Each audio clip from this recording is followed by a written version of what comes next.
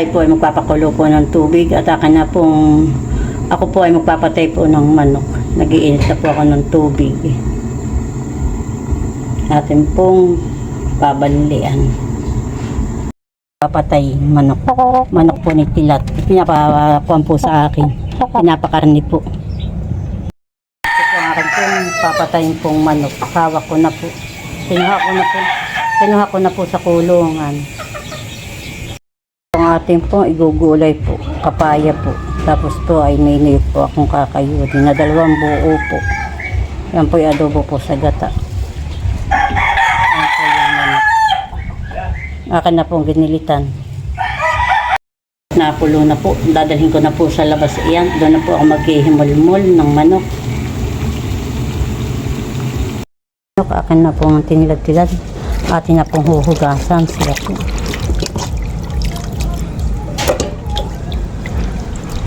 Katapos ko po na ito ay po naman ay magtatal po ng kapay.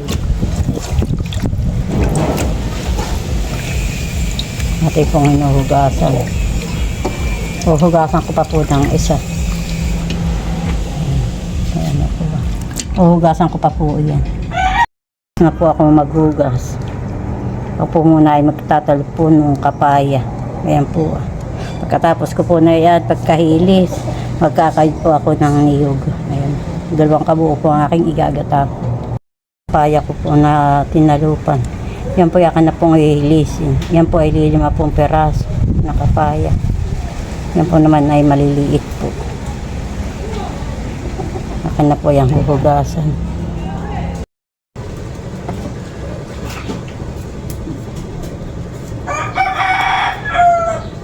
Natin pong dinadalikay pula ang hilis.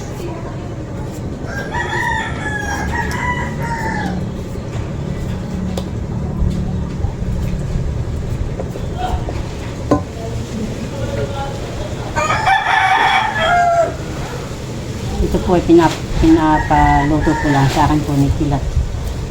Ito po ay galing pong nakarito pong manok. Ito po ay alaga po nila. Madami po silang manok sa nakar.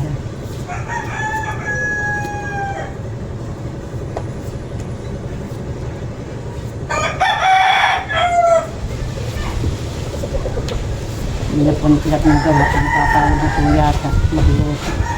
Katrabaho po sila po doon kananinay.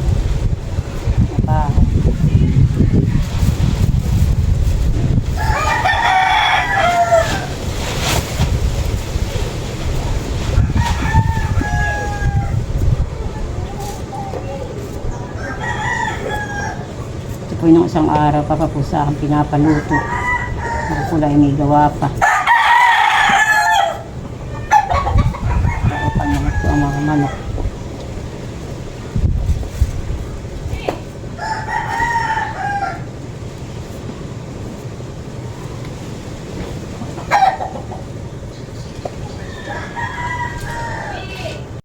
Tapos na po rin magkayod ng hiyog. Saka po yung kapaya po. Ayan. Ayan po, may gata na po. Ginata ko na po yung niyog. Saka po yung manok. Yan po yung kapaya, may salay na po. Ayan, pareho po yung gata.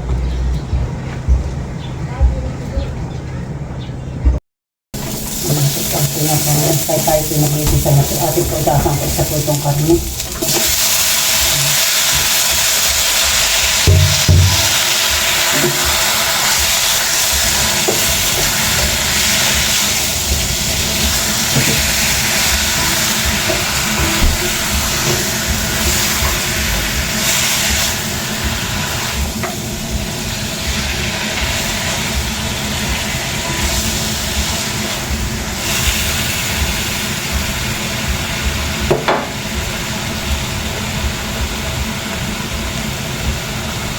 Natin lagyan ng paninita.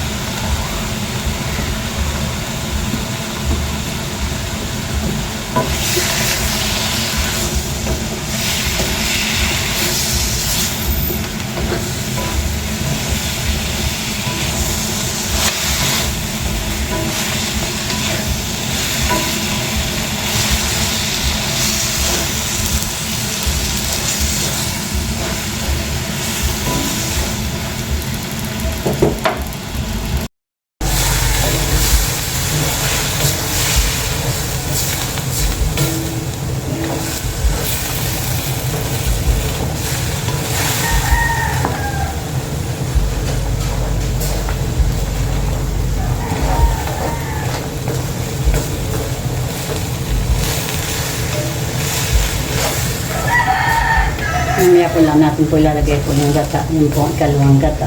Atin po muna ang bigayin po ito po itong pinakasabaw po niya. Atin po sasangkot siya. Yung po siya na mamatak-mutak na po. Saka po natin ilalagay po yung ikalawang gata.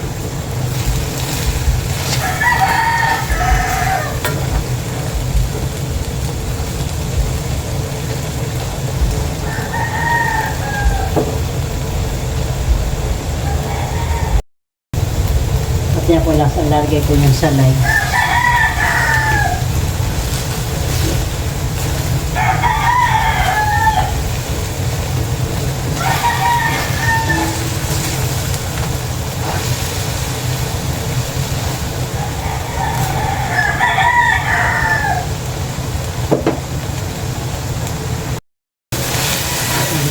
Takuntak na po. Ito po yung adobo.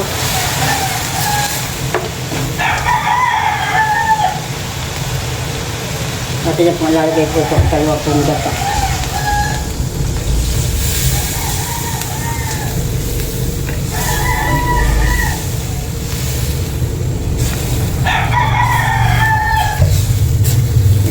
Ang aking pong ingray po diyan ay tuyo. Inasin ko po, pinakang alat po. Hindi po asin at tuyo. Ang akin po ang nilagay.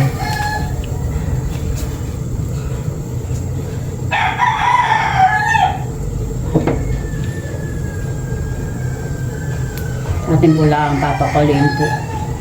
Saka po natin po ilagay yung papaya pag malapit na po maluto.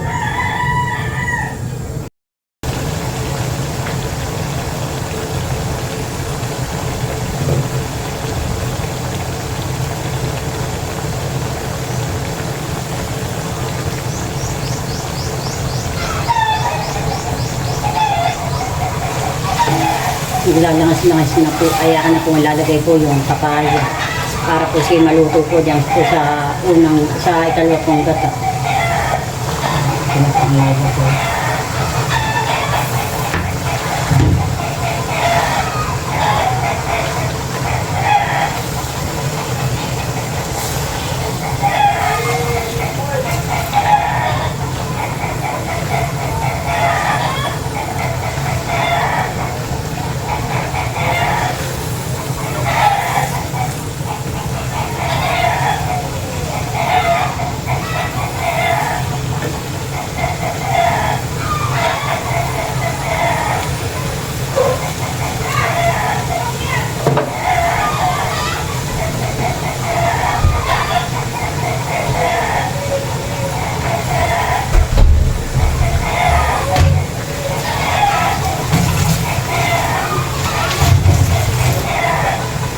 Yung putatin po po ng tatakpan para po maluto po yung gulay.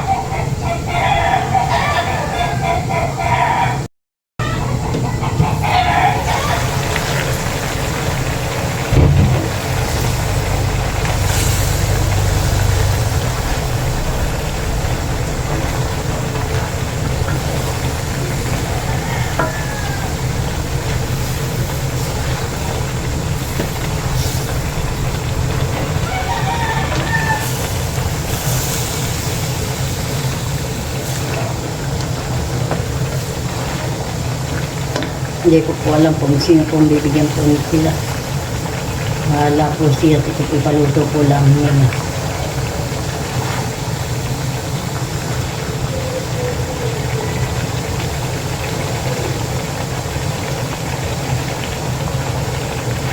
Baka po bibigyan po yung lolo. Lolo Dondong po at doon po nangihingi po lagi ng niyog.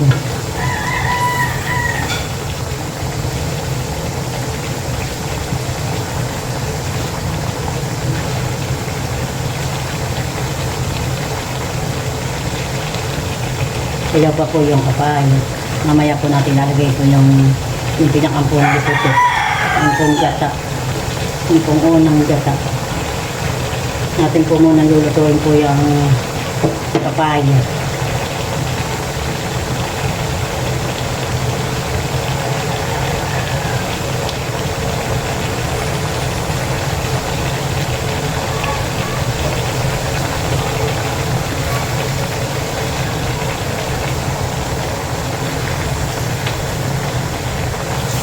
Nasa gitsit na po. Naglalamas na mismo.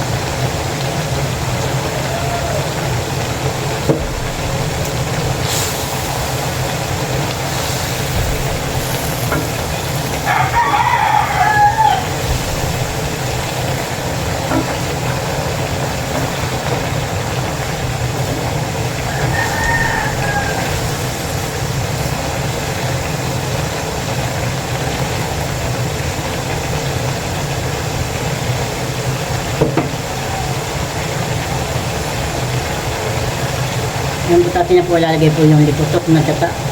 Yung pong unang gata po ito.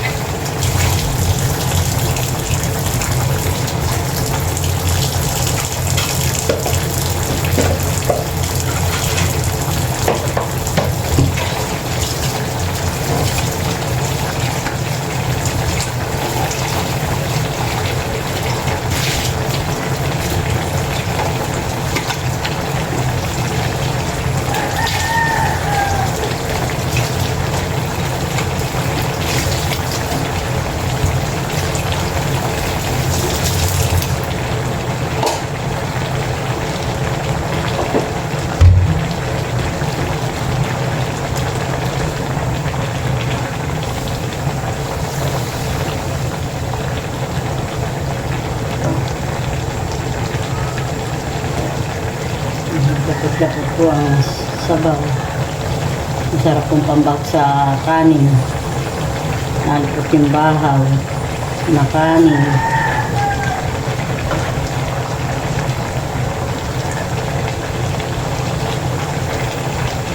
Wala pong sili. Ano po pa rin makakuhaan. Ito nga ang tanim, hindi pa po nawamunga. Bago pa po laang.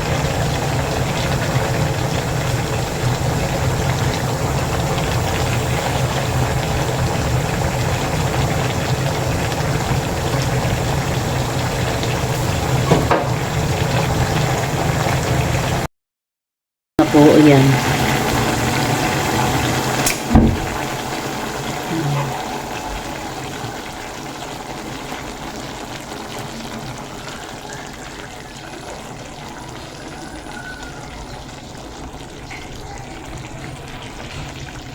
Namaya ko po puntahan po si Kilat tagsibig na po, mga alas 4 po ang sibig po niya.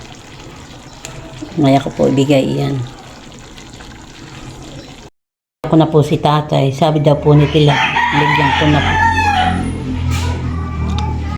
Na pong dadal na po kay Kilat, lagyan ko na lang daw po, lagyan ko na lang po sila sa hawong. Tsaka po ka na madil, yun po. Nabigyan ko na po si tatay po kanina. Po ay nagtira po lang ng kaunti ang ulam po namin.